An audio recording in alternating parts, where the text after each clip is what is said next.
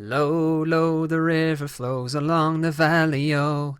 Dry on dry as it fails up the mountainside. General MacArthur's come home to see his sons, and if the circle goes 5 times around, there'll be whiskey on the ground. I don't care if anyone attacks me, she resolved. I don't care about any of it. I am going to play this song.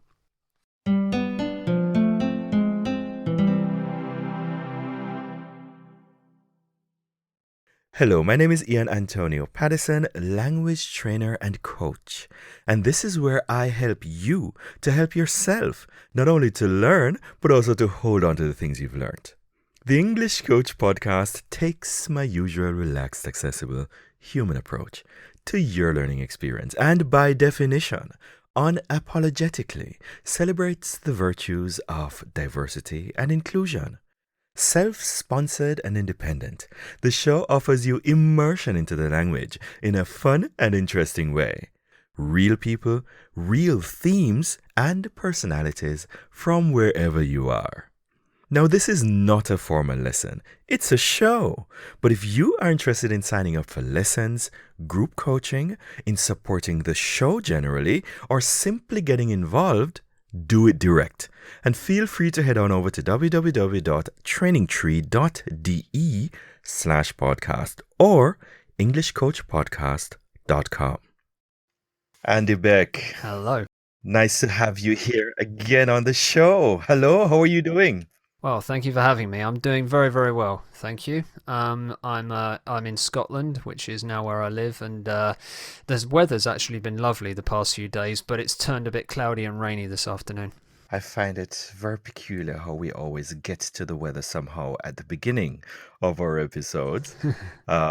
Just like the last episode I did as well, 55, the first thing I think we spoke about was the weather. It's an old habit of mine. It's just generally a good conversation starter, I suppose. Well, it's actually surprising because the little I've heard about Scotland and the visions I have of Scotland as well are not exactly, sun-filled, tropical looking. No, a bit like Ireland, one of the stereotypes of Scotland is that the weather isn't so great. You do get plenty of sunshine in Scotland, but the weather is quite unpredictable. Oh man, maybe one of these days I'll have a chance to come visit you guys. Well, we're just outside of Glasgow. You're always welcome up this way, man. Okay, so I got you to publicize an invitation. Now you cannot go back, sir. No. Okay, well, you know what? I feel really good today because, well, you're here now on the English Coach podcast for the third time. The first time was episode 32, sir, and then 39.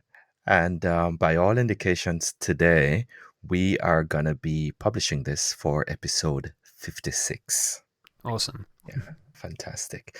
Now, one of the reasons, again, why I invited you for the show is because, in the last episode, as well as the one before mentioned, was made of your book, Folk Springs Eternal.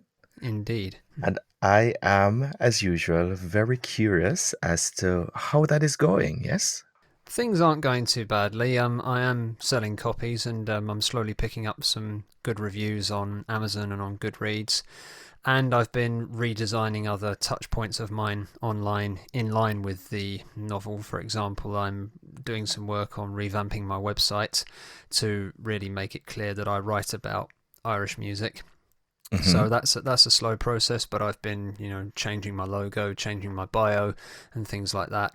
There's a lot of work that goes in the background, but I'm currently working on sprucing up the first touch points that people will see, whether it's my website, whether it's Amazon, and then after that, further down the road, I can start looking into proper paid advertisements on the likes of Facebook. But it's jogging along. I'm not doing too badly. That's good, man. That's good. It's just quite coincidental that episode 55 and now episode 56 both have to do with book reviews of sorts. I mean, I'm not going today so deeply into the content of the book, but I'm looking forward to the reading excerpt that you've prepared for us today. I'm looking forward to it as well. Literature, in support of my listeners who, most of them are learners of English as a second language, and I always recommend that they read. Yes, reading is one of the better ways to learn a language. I mean, I can speak from my own experience. I did a Hmm. lot of that as well when I was learning German. Yes. So I'm really looking forward. What is planned for today? I would like to talk about the idea of do it yourself. Taking the initiative to to help yourself with different things. That was also a theme in the last episode 55, and I'd like to, just invite you to share your thoughts on that a little bit. I, of course, as we just said, would like to invite you to go straight into a reading, which is coming up any minute now, from your book. And the other thing that I have planned is, again, to pull a little bit from your experience with writing and talk to you a little bit about the advantage of journaling. Journaling meaning writing your thoughts down, noting your thoughts, documenting your thoughts in the target language as a very powerful tool for learners of a second language. I know you're also learning what, a third language now? Fourth, actually, because English is my native language. I was Yeah, born and raised in Maidstone, which, of course, you know of. I've been there twice. Yes, exactly. In the it's the county town of Kent, about an hour away from London. So that was where I grew up. But I studied German and French at university in Bristol. Yeah. Many German people will have heard of a band called Massive Attack, Massive Attacker from Bristol, for example. Oh, So really? yeah, I I didn't learned know. German and French there, but I'm currently learning Scottish Gaelic, which is the first minority language that I've ever learned, and it's a tough one for two reasons. Firstly, because if you go to Germany, for example, everybody speaks German. If you go to Scotland and just start speaking Gaelic to people, a lot of people are very uncomfortable about it because they don't always speak.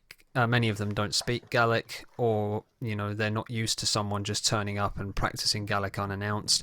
It's better to sort of get to know people first, and then to ask them, to tell them that you're learning Gaelic and to say, would you mind if we spoke some Gaelic with each other? And some people will say yes, others will say, well, I prefer to keep it in English. So it's strange. But also, the other thing I wanted to say is that learning a language as an adult, starting as an adult, is a slightly different experience from learning a language when you're only 11 or 12, because at the age of 11 or 12 we soak things up like a sponge, whereas as an adult it's with all the obligations of work and family and so on, it's about finding the right pace for you, I believe. To begin with, I was taking too much on with regards to learning Gaelic and getting frustrated. It's better not to do that. It's better just to pace yourself, take your time, and even if it takes me until I'm 45 or 50 to reach C1 or C2, the most important thing is that I do it at my own speed and that I don't lose contact with the language. As long as I'm doing a little bit as and when I can, I'll get there. Yeah, yeah, yeah. I really do appreciate that, Andy. This is a kind of a lived solidarity among us creatives. Hmm. I really hope that the listeners are taking note of these things.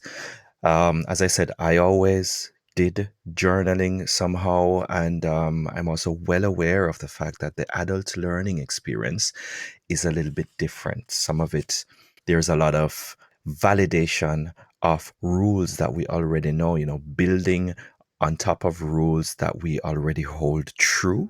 Hmm. Whereas a child might just accept certain facts like that, with an adult is different. It's a whole gamut of associations that have to come into play. One of the reasons, for example, why I try to bring the arts and the experiential aspect into the language learning is because I think evoking every single sense, yes, all the senses, smell, sight, hearing, touch, all the senses, and focusing more on this experiential aspect is very important, especially for the adult learner. I mean, yeah, we always focus on the playfulness with which we teach kids, but actually there's an equal but different kind of playfulness and involvement that is also necessary for adult learning. Yeah, absolutely. Yeah. There's definitely more than one way to learn something, and different people have different strengths when it comes to learning.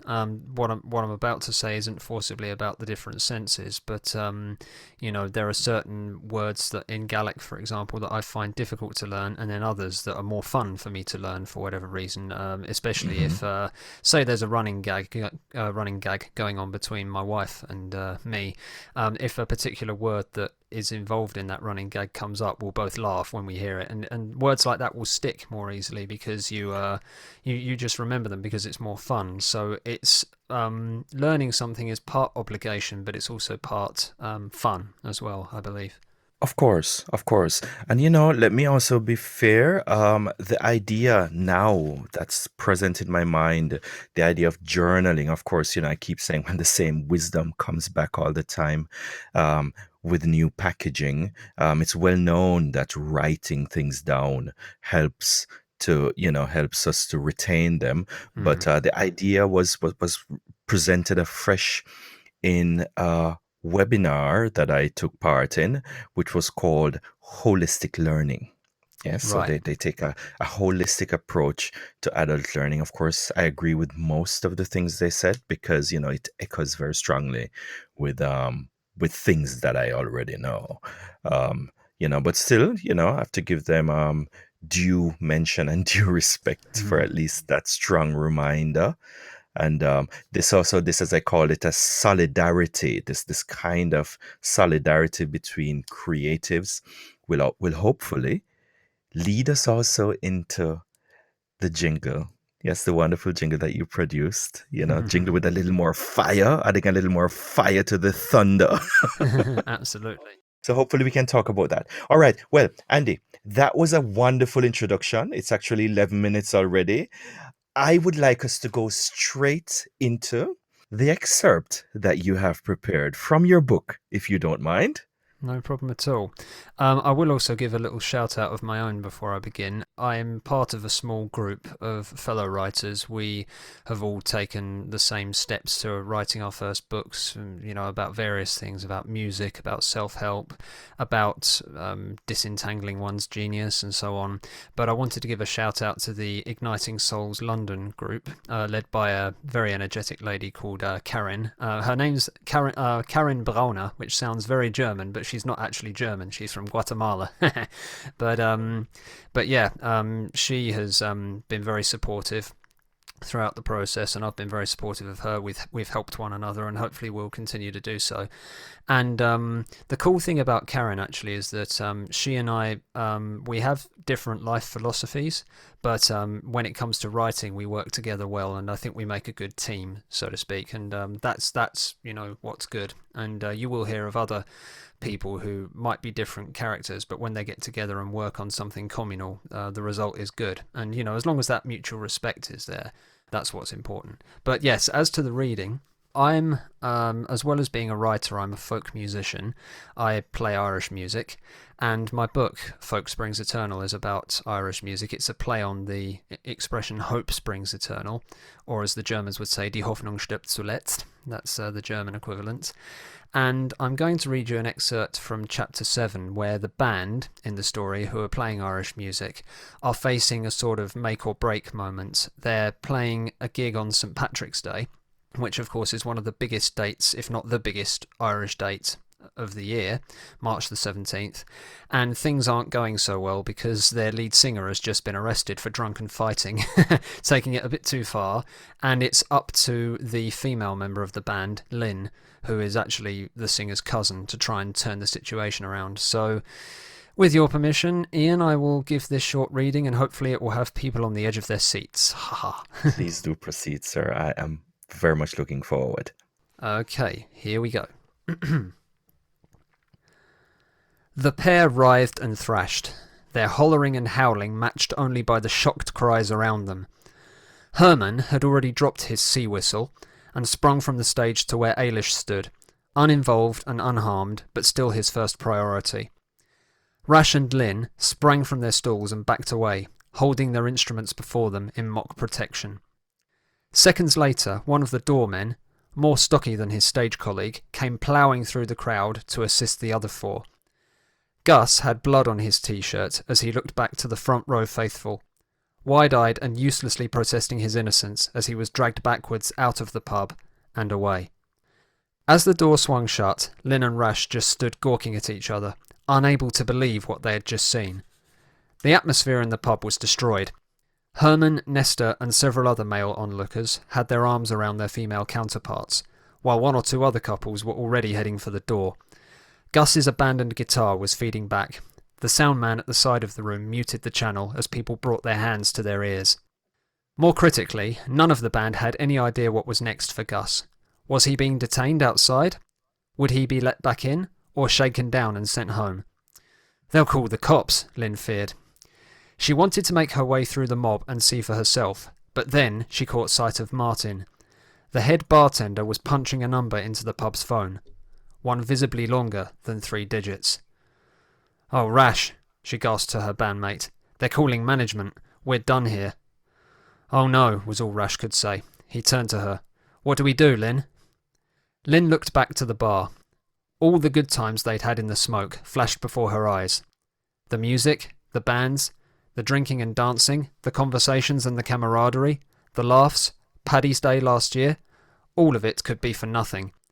It was all about to be taken away, all for one stupid, drunken, irresponsible moment.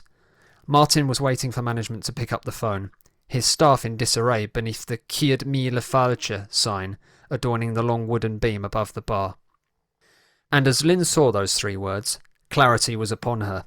Suddenly she knew exactly what she had to do. She didn't consider that the sound man may have muted the whole PA system, nor did she care whether her spontaneous plan was allowed or not. All she could feel at that moment was the drum in her hands. All she could see was her vocal mic, standing before her, almost calling her. It was going to be on, damn it. Quickly, she removed her Guinness cap, tossed it aside, and climbed back onto her stool, testing her instrument and mic quickly with a tap of the finger. They were still live. The maxim at the front of the percussionist's mind was simple, yet courageous. I can change this. And then, in a clear contralto voice, Lynn began to sing the song that until that second was only known to her. Low, low the river flows along the valley, oh, dry on dry as it fails up the mountainside. General MacArthur's come home to see his sons, and if the circle goes 5 times around, there'll be whiskey on the ground. To begin with, there was no reaction from the audience, but as Lynn entered the second verse, the uproar of the pub began to dissipate slightly. See, I knew it! This wasn't the first gig she'd played or watched where the woman in an otherwise all-male band would turn heads with a solo vocal. She sang the second verse, not caring to look in the direction of the sound man, who unbeknownst to her had very nearly chosen to kill the audio 2 lines into the song.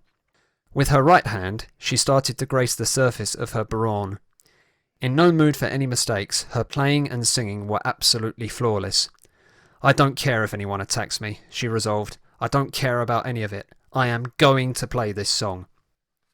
Rash put his accordion down gently and exited stage right.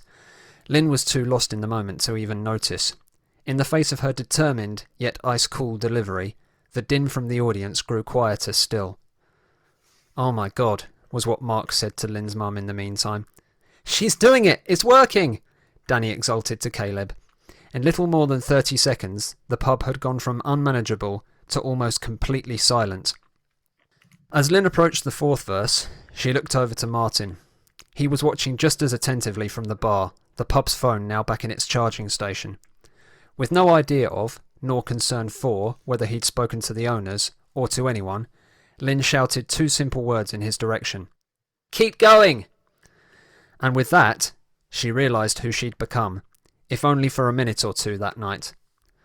That's what Josefina always says in her videos, she reflected. Keep going. And the moment was like an epiphany. I'm her. I'm Josefina Dahl. Armed with the confidence and inspiration of her German musical idol, she sang verse 4 of the 5 that she'd prepared from her dream that Tuesday morning. And as she did so, she kicked up the tempo a notch. Not once did she lose focus. Not once did she stray from the key of C major, and all the while she rolled the tipper up and down the baron, never tripping up in spite of some difficult triples thrown in there. A hesitant but genuine whistle or two went up around the reassembled audience, as she cast her eyes back to the sign above the bar that meant 100,000 welcomes, and switched into Scottish Gaelic for the 5th verse. Amidst a muttered "wow" from one spectator, she sang all 4 lines perfectly as she spied Herman out of the corner of her eye. She remembered now how her bandmate, who was standing to her left, but had stood to her right in her dream, had corrected Josefina's translation of the word "ohel." "Sorry, Joe, we outdid you there, darling." Smiling briefly to herself, she returned to the first verse to finish. As the final instance of ground trailed off, Lynn started to hit the drum faster. Then it was harder. The current in the smoke approached ignition point as she forgot all about any residual pain in her right shoulder. Her playing became tribal, frantic, almost dizzying, like horse hooves pounding along a battlefield. From somewhere inside, she knew not where, there came a murmur. Then a growl. It built in ferocity until seconds later the 25-year-old was screaming. An exorcistic, blood-curdling scream from all the hurt and the sheer injustice of the past 4 days. The intimidation on the bus, the ensuing violence, the emotional and physical aftermath, the maltreatment of non-males and non-heterosexuals that was still too prevalent even in Canada, and now Gus, the damned idiot. Lynn's final strike of the baron was a thunderous hammer blow that overloaded the PA and virtually levelled the pub. As it faded to silence, for a second there was nothing from the shell-shocked audience. Then, the Irish pub exploded in a frenzy of cheers and applause. Lynn stayed where she was, head down, eyes closed and drawing in air, heaving as if she'd just run a sprint. Before her, dozens of people were going bananas, all her friends and family clapping like crazy. She glanced up and out across the crowd, her emotions a surreal cocktail of grief and euphoria. As she raised a hand to wipe sweat from her forehead, she felt a presence at her left shoulder. It was Herman. "Lynn, wow, what the hell was that you just played?" Lynn turned to him. She didn't smile. "I'll explain later. Come on, we gotta finish the gig." She pointed down to Gus's instrument, dented but still functional. "Grab the guitar, go! We'll deal with the rest later."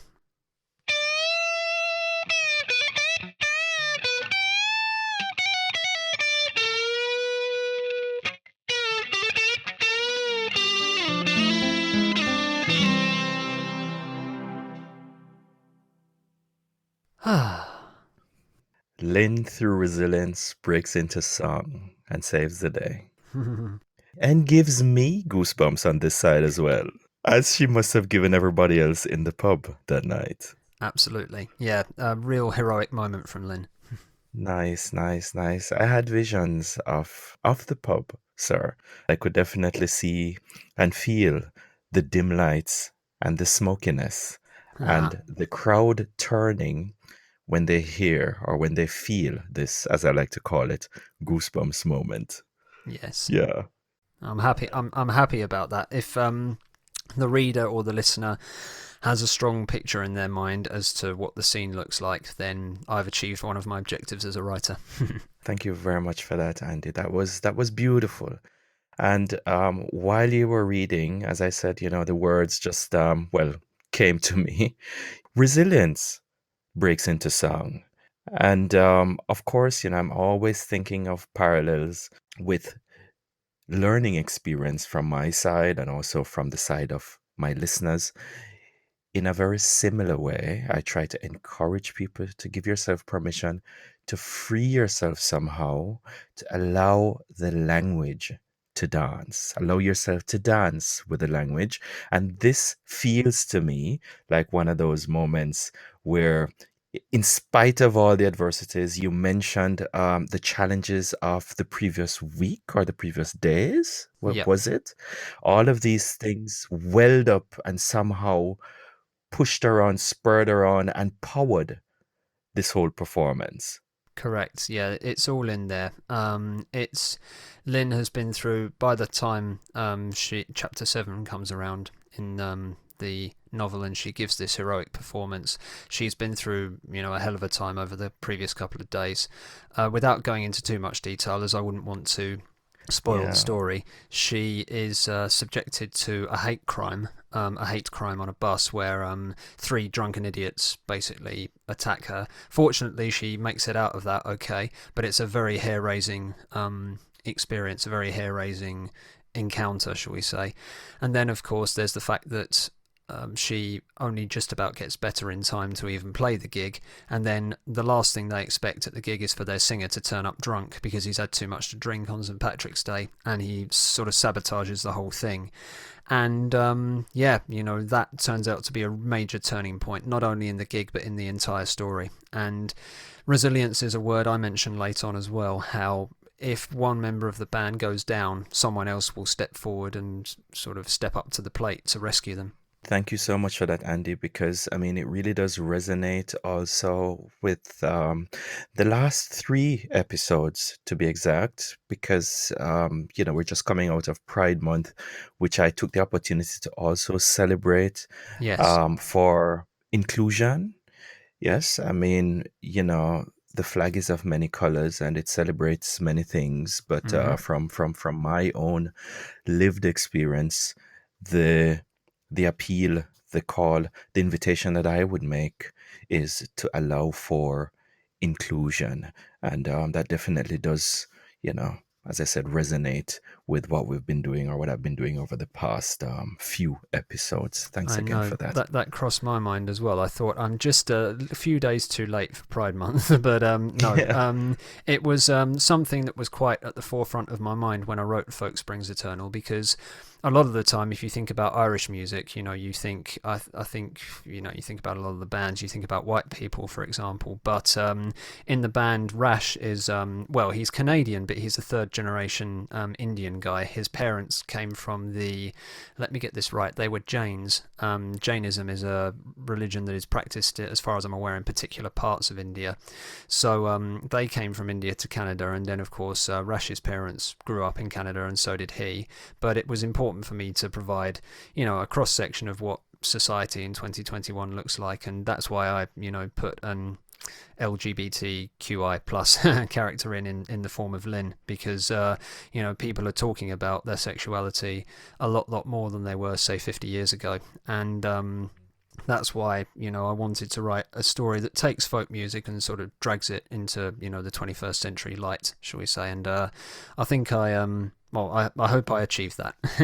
Yeah, yeah, of course. Well, as I said, I love all people. I love all people really, and as I said, I mean, I don't fly every flag because not every flag flies for me. But what I can say is that I'm definitely for equality, and in this breath, inclusion and diversity, inclusion of not just colors and appearances, but also of faculties and worldviews and perspectives. So, again, sir, thank you very much for that. But before we move on, but I just want to mention or ask, wasn't Freddie Mercury also following the same religion? Wasn't he also a. He may have been, actually, because he originally was from well, Farouk Bulsara was his name, and his parents were from India, I believe. Or, well, my knowledge of geography isn't as good as it could be, but his parents came from Zanzibar, I think. Not to be confused with the German place of the same name, which starts with an S. Yeah, But the Zanzibar or Der Zanzibar or something. But no, he came from yeah. Zanzibar originally, which I think had been once upon a time part of the British Empire, so to speak, before India and so on became independent. But yes, he was of Indian descent. And Mhm. Freddie Mercury, of course, was the stage name that he chose for himself. But Farouk Bulsara was actually his birth name. Thank you for that too. It's like Bob Marley, Not people know Bob Marley, but they don't know Robert Nesta Marley. Robert Nesta Yeah. Marley. And the other thing Yeah. is, of course, Bob Marley's father was a white guy and his mother was black. I think a lot of people probably don't know that either. They just assume, oh, he played reggae, so he was a black guy. But apparently, as far as I've read, his father, Norval Marley, was a white chap and his mother was a black lady. And he actually said in an interview, he said, I don't, well, he used Jamaican English. He said, I'm not going to repeat the No, Jamaican accent because I can't do a Jamaican accent, but he said, I don't dip on the white man or the black man's side. I only dip on God's side because he made me, you know. that is fantastic. Wise words. Very wise words. I mean, more people should listen to the words of Bob Marley. I mean, just like this reading, your reading that you just did, I've toyed with the idea of doing some of his work reading, on the show as well, but haven't quite gotten to it yet, for different reasons, for example, copyright. Yes, But yeah, the guy, most people, they see the man, they hear the man, they think of just weed, However, the words of his works are quite deep, quite profound, and most people don't absolutely. recognize that Bob Marley sang mostly love songs. Yeah, yeah. Bob Marley was, I think he was a pacifist. He believed, One Love was the name of one of his songs, wasn't it? I mean, Yeah. if that's not making a statement, what is? He wasn't pro-violence. He would have fit in well, I think, in the year 2021 because he was about inclusion, he was about recognition of minorities and so on. He was a prophet of the 1970s, I think, a prophet of his day, and that's one reason I think why his music has remained as popular as it is, because people realise that he was, pro peace and pro inclusion. That is so true. The whole of Jamaica, I mean, that's not really the topic of the show, but, or on our coat of arms, we say out of many, one people. Yeah. And when people ask me about the country, I always say to them, well, what makes the population of Jamaica is actually the mix of all these, well, for want of a better word, races, all these different people from different backgrounds who have come together. I am myself also mixed somehow, I'm convinced. Don't ask me how.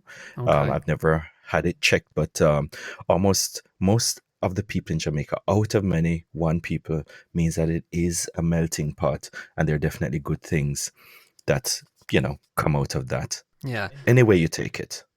Exactly. Well, I mean, it's no different with me. Whether you'd have to go back a bit further, I don't know. But according to my dad, who's done some research into our family tree, about 300 years ago, my family was based in Denmark, I think it was. Uh-huh. Apparently, we were bakers, which is where the name Beck comes from. Very similar to the Aha. word, something like that.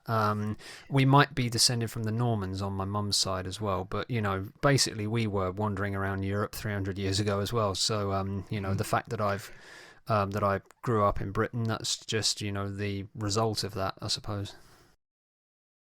You are now listening to the English Coach podcast, where I attempt to add a splash of color and life to your learning experience by inviting you to live the language from anywhere you listen to podcasts.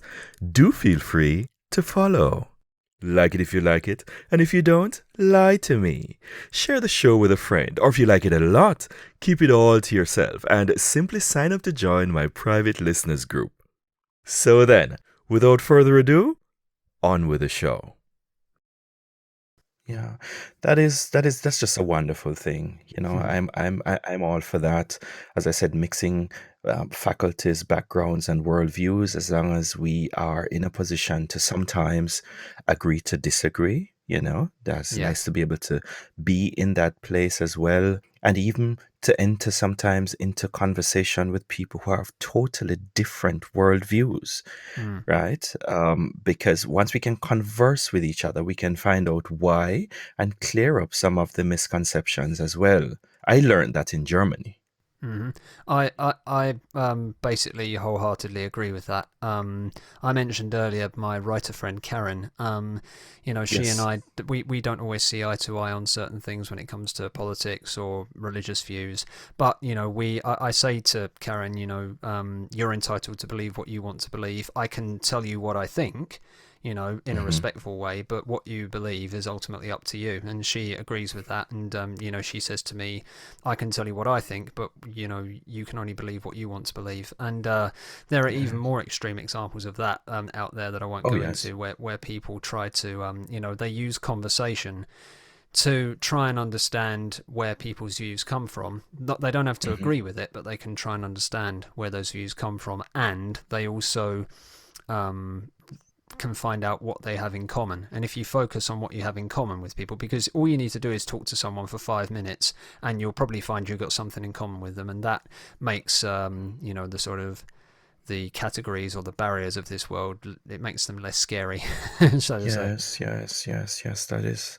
That's definitely true, Andy. I mean, there will always be let's say forces that are let's say hell bent on keeping us somehow divided, Mm. into smaller, more manageable groups, Yep. constituencies, you might say. But yeah, as long as we can talk to people on a level, then that is always a good start. Mm. Yeah, It yeah, is, and I think it's better to it's very tempting when two people who don't like each other meet for them to just start yelling at each other, and that just gets them nowhere. Whereas hmm I'm in favor of being assertive but polite. You can be yeah, assertive to someone and say, well, here's what I think, but you can do it in a respectful manner, and then that changes the mm, dynamic of the conversation. respectful. Because Yeah. if you send a message to them that you're not a threat really, and hmm this is what I think, but you need to make your own decision about it, sort of thing. Yeah. If Yeah. it's not a hostile message, then that hmm changes the dynamic for me, and at least no one gets arrested. Yeah. The scary bits of that is, well, expansiveness and dogmatic behavior, and what we're calling these days cancel culture. And once it gets into these extremities, then it's no longer healthy. But as long as we can talk to each other. Jenny. Yes, Jenny. Her husband, once I had a conversation with him, and he is a mediator. He mediates different kinds of conflicts, family conflicts, as well as others. I And we had see. a conversation over drinks one night, and it is still a topic that I'd love to go deeper with him into one day, maybe even in this format when he's ready. But he said to me that the things that people do, many of the things people do, sometimes we might see them as bad things, but one of the first goals that anybody should have is to find out why, because everybody has their own good reason for the things they do. And, we might not agree with what that good reason is for this person, but one of the first things is to find out what that good reason is, Yeah. and that is achieved then through conversation. We try also not to be moralizing is something that a lot of people just cannot stomach. So in all these conversations, non-judgmental, non-moralizing, and so on, it's not the easiest thing to do. No. So as a It. respect. Yeah. It's effective, but it's very hard at the same time. Very difficult, And very yeah, there difficult. are people who do things, and in their own minds, it is justified. hmm I could give a lot of examples. I won't, but oh yes. yeah, that people have their own strange reasons for doing things or their own justifications for doing things, and I think Yes. if you've done those things enough in your life, then you almost don't need a reason anymore. You just do it automatically. I was in Yeah. point of fact, I was reading a book recently that I can recommend. It's a book called Flaming Adolescent, written by a guy called David Peat. Peat. He's a fellow self-published author. Not one that I met before. Basically, I met him after I finished my book and after he'd finished his. But it's a story set in the northeast of England during Margaret Thatcher's Britain in 1987, and there's a character in there who's simply known as Psycho Billy. He's a very psychopathic character who does very deranged things, and it hmm turns out that the reason why he does it, I mean, his actions are inexcusable, but the reason he does it is because he was abused himself by his parents as a child. They used to knock him about and Okay. everything, and so I'm not saying it excuses the things he does in the story, but you Of realise that course not. he's basically just a lost soul, a bit almost like Nicky Cruz was like in the 1950s. I think he Yeah, joined a yeah. gang, and it wasn't until a Christian man sort of showed him, the error of his ways, that he started to question what he'd done in his life, and he became Yes. redeemed, so to speak. Yes. By the way, psychopath really or sociopath? What would you Um, say? well, his A his little bit of nickname, both. yeah, his nickname in the story is Psycho Billy. So Ah, when I mean, aside from using terms like psychopath or sociopath, he's basically the leader of a gang, and mm, he gets involved in activities that some of which are the typical gang things, like running after people, scaring them, threatening to beat them up, in some cases beating them up. But without going into too much more detail, it's a lot more dark than that in places. So I'm not an expert when it comes to the differences between psychopath and sociopath. I have looked up the Hmm. difference before, but I've forgotten it again. But Yeah, yeah. yeah, in the story, they just, I mean, you have to, respect the fact that this was 1987. Knowledge of, psychology wasn't back then what it is now. But he's just nicknamed Psycho Billy in the story. That's all I know. Yeah, yeah, yeah, yeah. Yeah, well, conversation as we're doing right now, you know, speaking to the world. And I really hope that well, the listeners are learning from our little conversation. Of course, we can only speak from our own experiences, but this in itself is an act of sharing, and we can talk about the things that have worked for us, the things that have been fruitful, the approaches that have worked, and of course, the listeners can choose for themselves what they wanna, take on. All right. Now, as part of this solidarity episode, I wanted to just ask you specifically. Yes, I think we spoke already about journaling a little bit. Yes. And since you know that I'm in support of the whole adult learning experience, to be fair, again, the idea came into my mind afresh from a webinar I took part in. They call it holistic learning. Hmm. And my question to you is, as a language learner, um, could you just reiterate, what is it specifically that the act of writing something out did for you, yes, better than the act of typing it? The reason why I asked is because in this webinar that I took part in, holistic learning, they said that 600 neural pathways are activated when we type something, Hmm. and 10,000 are activated when we actually write something, because of the how involved we are, the feel of the paper, the feel of the pen, the sound of the paper as the pen meets it, and all of these experiential things help to somehow solidify what it is we're writing. Even if we never read it again, it's said to be much more effective. What has been your experience as a writer? How would you compare the typing as opposed to the writing a physical journal? Well, the typing I see as more of an expedient. It's something that you do to get the job done, because it would be very, very rare to write the first draft of a book entirely by hand. For practical reasons, we type it up. So in terms of making it practical, using a laptop or an iPad is important, is useful. But you're right when you say that writing things down is a completely different experience, because it's much more immersive.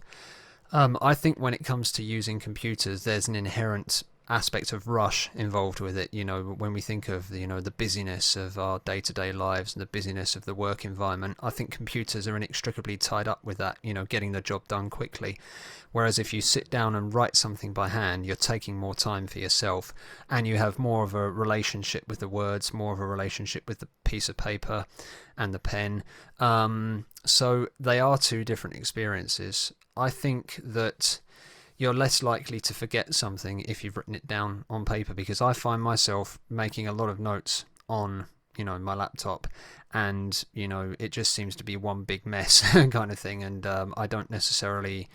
it doesn't necessarily help me to take it in. Whereas if I write things down on paper, it's more immersive. I do that particularly when it comes to songwriting. I almost always write things down by hand, because it's just, I think it lends itself better to that particular type of creation. But I have done it for writing a bit as well, especially if ideas come to me, because some of the ideas that I put into Folk Springs Eternal, they're ideas that can emerge anywhere.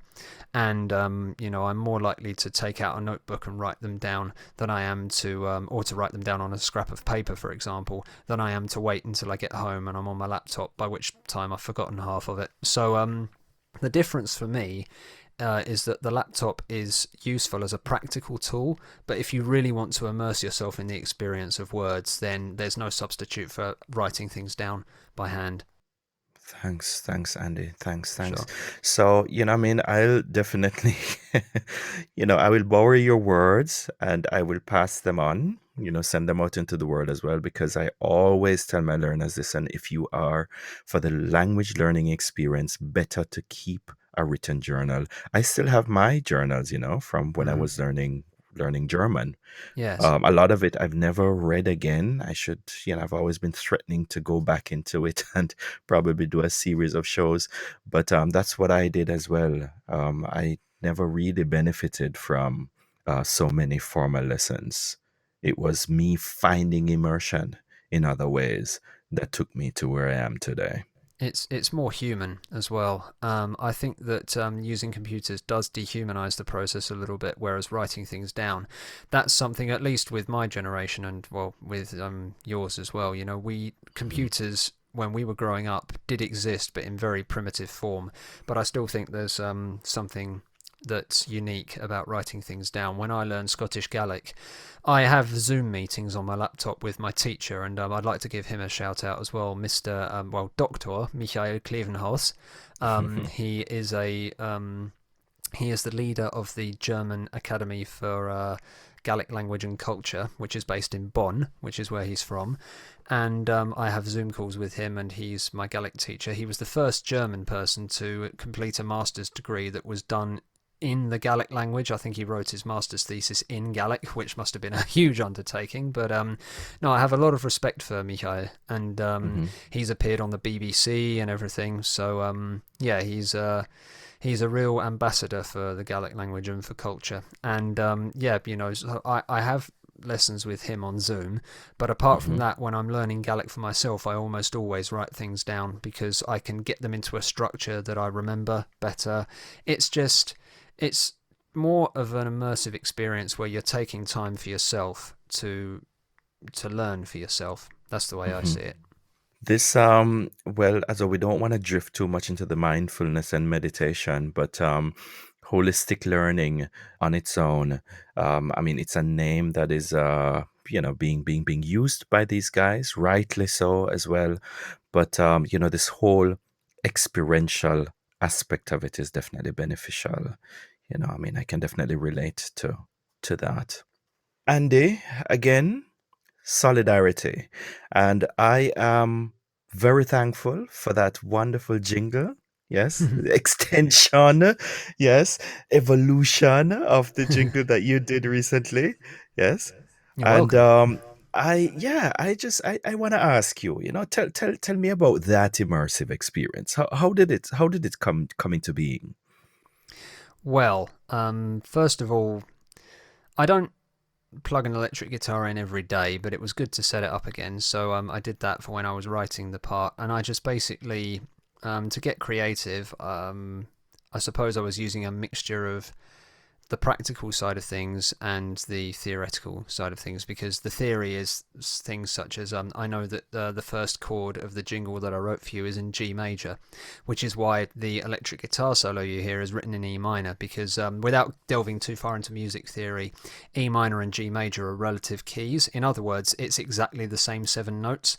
If you, or to give probably the easiest example I can think of, if you take the scale of C major, it's all of the white notes on a keyboard. So you just play Hmm. C, D, E, F, G, A, B, and you're back round to C again.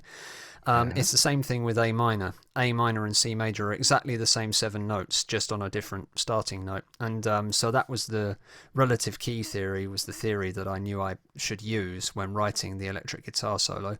But other than that, I just had to play around and just improvised, tried some phrases out until I hit on some good ideas. And I also tried to put some expression into the notes as well by using things like vibrato. If you listen to the first note, then it quivers, and that's a technique that guitarists use a lot to really try and make a note stand out. Because if you have just 15 notes and they're all doing the same thing, it's not particularly it's not as interesting as it could be if you really put some embellishment on some of them. It's no different with playing the tin whistle. So it was a great experience really to get into that, to play around and just find some things that I was happy with. And I ran a couple of versions and found one that I was happy with in terms of the recording, and then mixed it together with the old jingle. Thanks, man. Thanks. I must admit, speaking of immersive experiences, another reason why I try to mix art into the whole learning experience that takes place on the podcast side of my practice, the reasons are pretty selfish, and that is because I also seek stimulation from that. I do enjoy what I do, and sometimes I do embellish it. Sometimes I do adorn it. Mm. Sometimes I simply just grace it with the presence of wonderful art because it gives me great satisfaction to work with people like you. Yes, I'm working with musicians. I've also worked with another guitar player, singer, wonderful singer from Guatemala. Her name is Camila. Was a great pleasure working with her. We attempted some other things that didn't quite work out the way they should, but doesn't change the fact that that episode in particular was fantastic, and I continually work with dancers and all these wonderful artists who help me to enrich the whole learning experience that's on offer here. Hmm. Thanks again, Andy. That was really fantastic. No Really problem at all. fantastic. Yeah. Again, thank you for having me. Yes, yes, yes, yes, yes, of course. The last thing though that I wanted to mention again, also in speaking to this whole solidarity thing. Um, one reason why I talk to you, I talk to other artists, and there's a kind of a support that I offer, that I extend, and I invite other artists to take part in. Like, there's a lady recently as well. She's a fighter and a dancer, and her husband is also now on board. There should be an episode coming up soon where we approach again the adult learning experience and the idea of learning new things as you get older in life. And we'll be talking about Russian fighting. Yes, it's called a Systema. So it's a Kampfsport. Uh huh. Yeah, in Verbindung mit well, she as a dancer and her husband and her as well as a martial artist, and all of that coming together to enrich the adult learning experience, and again to dispel the myths of not being able to learn anything Yes. when you're older. But all of that comes down to the idea of the content that we as creators are putting out into the world. Today, you asked me, or well, I mentioned the idea of user generated content versus user created content. User generated content is a phrase that all of us know about, and we know what that is. The narrative, however, is changing over now to user created content, which, from memory, I think I was listening to a podcast recently with a guy, and he said that the narrative user created content implies value, Mm. right? That most of us as creators also tend to ignore. And, the big data giants know quite well that this has value. While user generated content itself implies a useless collection of chance impressions, user created content implies work and therefore due remuneration and Hmm. recognition. And that is why I've been pushing. I want all of us as well to not just to take ownership of the material that we're putting out, but also to recognize the work of others. If for example you put your own stuff out there, I'm always there to support it and help it in any way I can. And one of the reasons as well why I invite you is because of course I'm also inviting the same kind of support from you every now and then. That kind of acknowledgement. If we're not getting it from outside, from the big players, then at least we can do it for each other. And this is Yes. one of the reasons why you're here today. Well, thank you. Yeah. Yeah, of Yes, course. and it is tough to get some assistance and some recognition from the big players. Sometimes I've been working away month after month on pushing my music, for example, on Spotify, and I'm not doing badly. There was a time where I had about 300 streams a day, which is very good, and it spiked around St Patrick's Day this year because my music was on quite a lot of playlists. But even then, the remuneration that you get for that as an artist is quite small, and I'll keep going with it, but it is a bit of a thankless task sometimes. So it's so important to have this environment where artists help one another, and fortunately you do find them. I used to play in a band where we would sort of play shows, and we did gather a small number of people around us who were reliable, who were always there, and we're doing it for the sake of the art to try and help us as musicians. I mean, and in the same breath, however, I know that there are listeners out there, I have my fans, you have your fans, and there are definitely people who will have listened to this part of the episode. And I also want to invite them, if they like what they hear, we would really appreciate the support. Just share it with a friend. You can give them a little introduction. You don't have to share it with everybody on your contact list, but us as artists, us as creators, most of us are these days, in Corona time. Just share it, because it is well appreciated.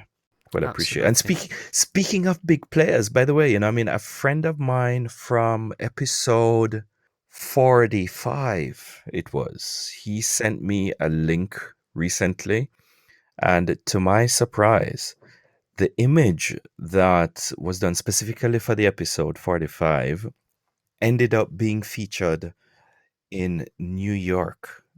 Where was it? In Times Square on the NASDAQ building, because the company that he's working for just did an IPO, initial public offering, and they have used, well, my image to celebrate that event. And it was such a shock, such a surprise to see the image from the podcast being displayed big and bold in Times Square, New York.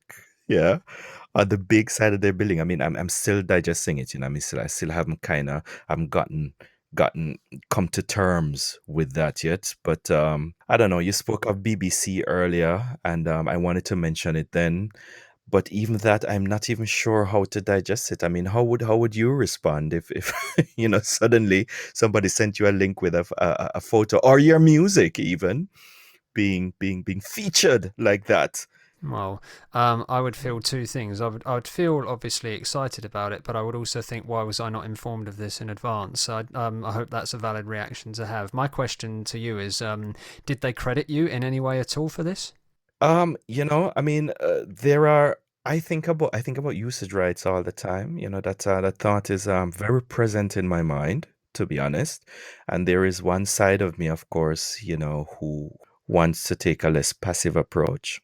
However, there's another side of me that is still very grateful somehow for the quality of legitimacy that their use of my image, specifically made for episode 45, Hmm. implied.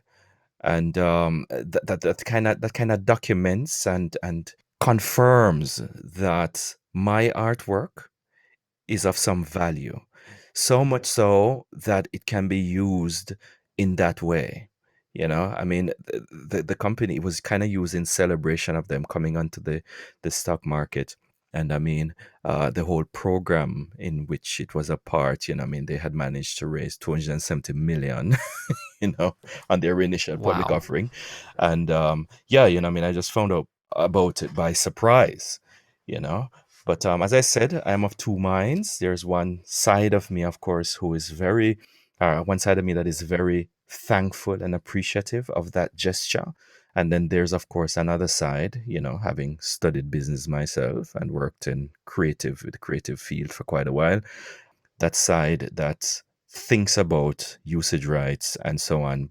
But no, to answer your question, no, I wasn't informed in advance that it was going to be used. Well, I don't know necessarily how it is with image, but what I do know is that with music, of course, there's copywriting so that people can go after your royalties for you if your music is used as part of their production. That's something that I had going for me in Germany when my songs were registered with the lovely long German word coming up, the GEMA. You know the GEMA, don't you, I know the game, huh? Ian? Do you know what GEMA stands for? I know what they stand for, in this life we But live. not what it However, stands for. not what it stands for. Tell me what it Okay, stands for, yeah. Everybody who's had to do with the GEMA knows what they stand for, but no, it stands for Gesellschaft für musikalische Aufführungs- und mechanische Vervielfältigungsrechte. Uh-huh. Yeah, if that's not going to get you 10 points in a quiz, I don't know what will.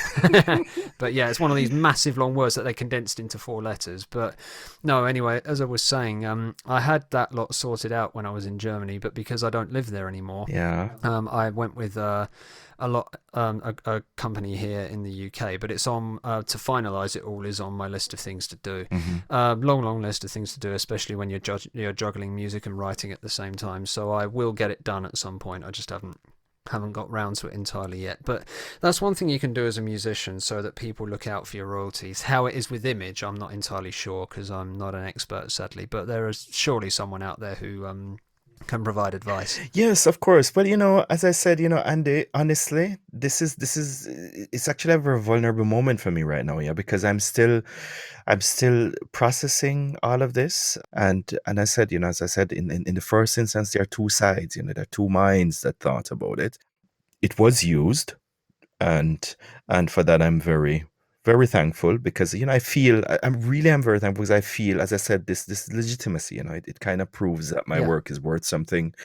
Mm-hmm. The other side, regarding the usage right aspect, yeah, I don't know, that's still being processed somehow, but Sure. it's not causing me sleepless nights or anything like that. No, well, Yeah, that's good. yeah, But yeah. yeah, sometimes it takes a while to figure it out. Yeah, the natural process will definitely deal with that, man. I mean, yeah. So, I mean, that's why I'm focusing so much these days on, this very small difference between user generated content, which is actually just a collection of impressions, yes, just randomly out there, implying no value, as opposed Mm-hmm. to user created, which involves mindful work that has Yes. value. So, even in that light, of course, I am aware of certain things. Yeah. Hmm. Anyway, Andy, I didn't want that to really take up so much of the time. Yeah. But on a closing note, we're actually at our 1 hour mark right now. Yep. I Hmm. wanna thank you again for having been on the show today. Shared your reading, which is basically what it's about. I was moved by it because it spoke to many emotions. It evoked many feelings there, feelings of resilience, feelings of getting over adversities, and also doing it with heart, and feeling that Yeah. comes from the soul. I appreciate that. Yeah, man. Oh, well, thank you. I've enjoyed it, and yeah, again, thank you for having me. And I do hope that the listeners have enjoyed this side of the learning experience as well. I hope I've been able to contribute something that will sort of stay with them and that's helped them. Yeah, of course, of course. And before we go, you said you were working on a new website, or no, not a new website, but you've been changing things around a little bit. Is there any one particular place that you're focusing more on now that we could probably invite some of the listeners to take part in, or at least to visit? Sure. Well, as I say, the website is an ongoing work in progress, but you can take a look at it, and it's the best place to find out everything about what I'm doing with my writing. And there's some information on there about my music as well. It's just basically andybeckwriting.com. Yeah, yeah. Well, I'll definitely put that in the show notes everywhere. Yeah, man. So, people, please do check out Andy's work. I mean, I'm inspired, and we continually work with each other. At least every now and then, we have a show, and Andy has been a faithful contributor to the episodes, to the show, English Coach Podcast on a whole, for a very long time. right? The other thing that does come to mind is I mentioned earlier that I think I mentioned Amazon. That was where I met the author David Peat. The book Folk Springs Eternal that I've written is obviously available on Amazon as well. It would be a bit amiss not to include it there, given that it's such a huge what's the word, retail outlet for books. So yeah, there is the website, but there is Amazon as well. Folk Springs Eternal.